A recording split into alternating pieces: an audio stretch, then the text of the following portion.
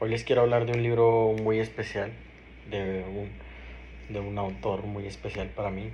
Eh, es uno de mis autores favoritos, René Descartes. René Descartes fue un filósofo francés de la época del Renacimiento. Este, y René Descartes, pues, es uno de los filósofos más leídos en la historia de la filosofía. Es también eh, uno de los matemáticos más importantes de la historia. Fue también físico. Este, y hoy quiero hablar de un poco de su obra más importante, El discurso del método.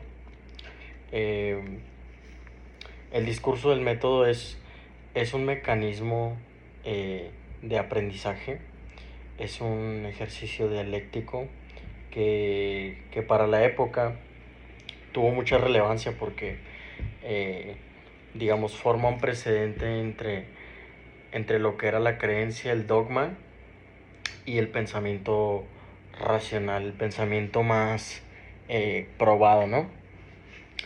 Y René Descartes considera que, que no puedes tomar como verdadero aquello que no puedes comprobar.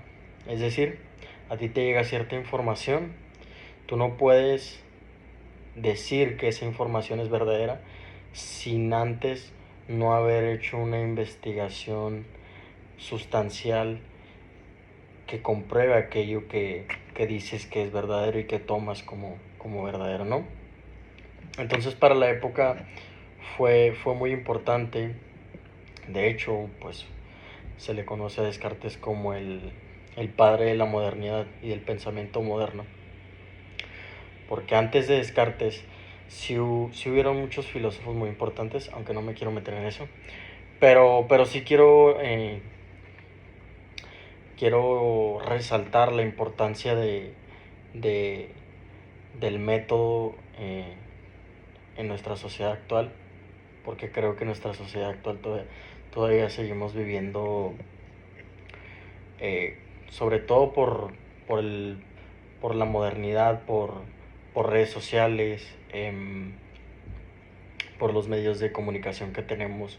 Toda la información nos llega muchísimo más rápido y a veces tomamos esa información como verdadera sin siquiera haberla comprobado. Entonces me parece que sigue siendo muy relevante el método de Descartes para, para diferenciar entre un conocimiento verdadero, entre un conocimiento más puro, aunque ya si me meto en un conocimiento más puro ya estaré hablando más de Kant en lugar de Descartes, pero quisiera llamarlo de esa forma, un conocimiento más verdadero en lugar de un conocimiento que no ha sido comprobado, ¿no? Y como les comentaba, para la época me parece que sigue siendo muy relevante el hecho de que esta estructura que llamó el discurso del método o el método cartesiano, como se le hace llamar, y voy a empezar con él. El primer paso para, para indagar en esto es la evidencia. Es decir, a nosotros nos llega cierta información y nosotros tenemos que, eh, digamos, ver que esa información sea verídica primero que nada y empezar a recopilar evidencia sobre aquello que nos ha llegado, ¿no? Puede ser cualquier tipo de información, especialmente política, psicología, temas sociales. Y Descartes dice lo siguiente sobre la evidencia, ¿no? Que no podemos aceptar nunca como verdadero aquello que no reconociese como tal, ¿sí? Aquello que tú no has probado y que no has sustancialmente indagado sobre eso, ¿no? Se evitará cuidadosamente los prejuicios, y lo estoy leyendo textualmente a Descartes, no dando cabida en los juicios, sino aquellos que se presentan en el espíritu en forma tan clara y distinta que no sea admisible la misma duda. Esta es la regla de la evidencia. Y pasamos al segundo paso, que es el análisis. El análisis de esa información es dividir cada una de las dificultades que hallase a mi paso en tantas partes fuera posible, para así comprobar y sintetizar este conocimiento y hacerlo más fácil de digerir, ¿no? Entonces, en el análisis, perdón, hay que dividir esa información en tantas partes sea posible para poder digerirla de mejor forma, ¿no? Y luego tenemos lo que es la síntesis, que es ordenar los conocimientos empezando por los más sencillos y fáciles para elevarse poco a poco de lo más fácil a lo más complejo, ¿no? Tenemos todo este método que ya hemos estructurado, este método científico, donde paso a paso tenemos que ir sintetizando de lo más fácil hasta elevarnos hasta lo más complicado, ¿no? Esa es la regla de la síntesis.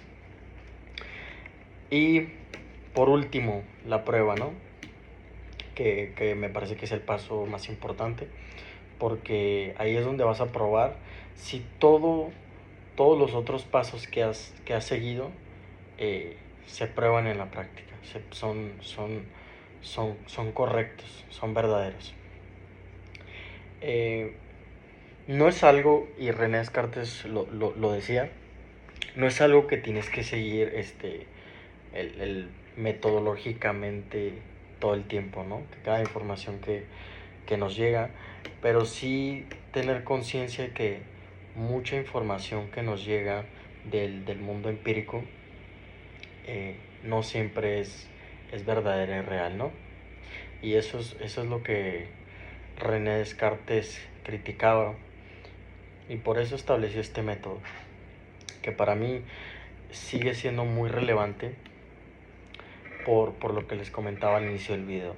Me parece que sigue siendo muy importante que en esta sociedad no nos dejemos llevar por los prejuicios, por ese conocimiento a priori, ¿no? Por esa información que nos llega, que muchas veces no revisamos correctamente si es verdadera o si es falsa.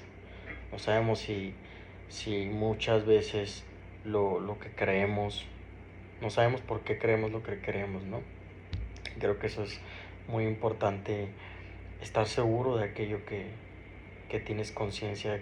De aquí viene la frase de Descartes: pienso, luego existo. Y más allá de la traducción literaria de la palabra, esta sentencia resulta ser una verdad evidente y el primer conocimiento, ¿sí? Según Descartes, de lo único que no se puede dudar es precisamente de lo que dudamos. Y por ende, si dudo, mi pensamiento existe y yo también. En primer lugar, esta certeza confirma que existimos, al menos como seres pensantes. Pues se puede cuestionar todo, excepto que dudamos. Por otro lado, dudar para el filósofo ya es una forma de pensamiento. Por ello, si pensamos, somos. En este sentido, el luego de ser comprendido como entonces, por lo tanto, pues es una consecuencia. Así es como se puede interpretar la famosa frase de pienso, luego existo, de René Descartes. Como desde este punto cero, el cual Descartes pretendía demostrar la existencia de otras cosas a partir del reconocimiento de nuestra propia existencia. Lo que intentaba hacer Descartes era, en cierto modo, tratar de hacer la filosofía una ciencia organizada, que vaya de lo simple a lo complejo, como la regla del análisis. Analizar la evidencia que hemos recopilado partiendo de lo más fácil hasta lo más complejo. En este sentido, la reflexión filosófica ser algo parecido a una demostración matemática, y para ello estableció las 4 reglas o el método cartesiano, que es la evidencia, el análisis de esa evidencia, la síntesis y la prueba. Y pues nada, no quiero hacer más largo este video y nos vemos.